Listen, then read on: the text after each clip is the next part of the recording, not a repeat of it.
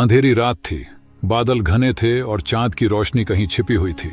विक्रमादित्य गहरी नींद में थे कि तभी एक अदृश्य साया उनके कमरे में आकर खड़ा हो गया।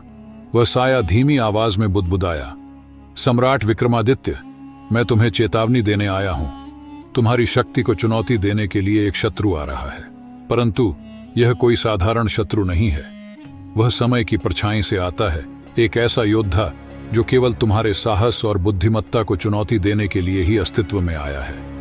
विक्रमादित्य जाग उठे, लेकिन कमरे में न किसी का निशान था और न ही कोई हलचल। उन्हें लगा कि यह कोई सपना होगा, लेकिन उनके मन में संदेह का बीज पहले ही पड़ चुका था।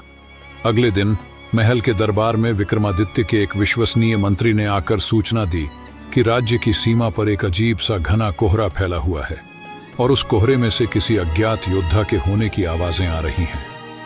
विक्रमादित्य ने तुरंत अपने सबसे भरोसेमंद योद्धाओं को साथ लिया और राज्य की सीमा की ओर कूच किया। जैसे ही वे उस कोहरे में पहुंचे, हर ओर एक अजीब सी ठंडक और सन्नाटा था। तभी अचानक एक साया कोहरे से निकलकर सामने आ गया। वह योद्धा किसी भी सामान्य इंसान जैसा नहीं दिखता था। उसकी आंखों में अजीब सी चमक थी और उसके चेहरे पर एक खतरनाक मुस्कान थी।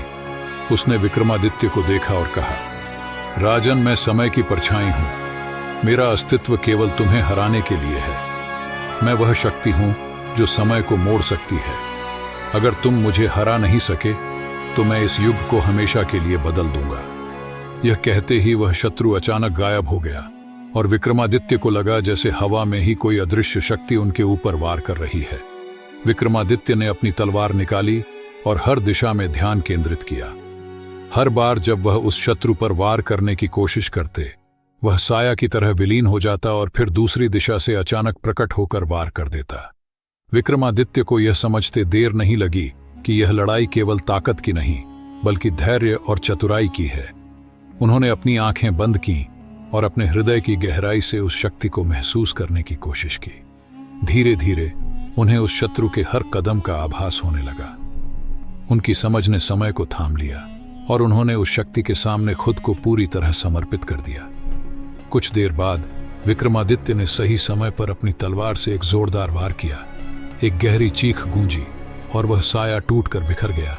लेकिन जैसे ही वह शत्रु धराशायी हुआ, एक अजीब सा धुंधलापन विक्रमादित्य के सामने फैल गया। उसमें एक बूढ़ा साधु प्रकट हुआ जिसने कहा, हे सम्राट, आपने उस शक्ति को हरा दिया जो समय की परछाई थी, परंतु यह आपकी अंतिम परीक्षा नहीं है। यह एक संकेत मात्र था कि आपका साहस काल की हर चुनौती से टकरा सकता है। साधु ने आगे कहा, वह शक्ति तुम्हें इतिहास में अमर करने का प्रयास कर रही थी, परंतु तुमने इसे अपनी बुद्धिमत्ता और धैर्य से हराया।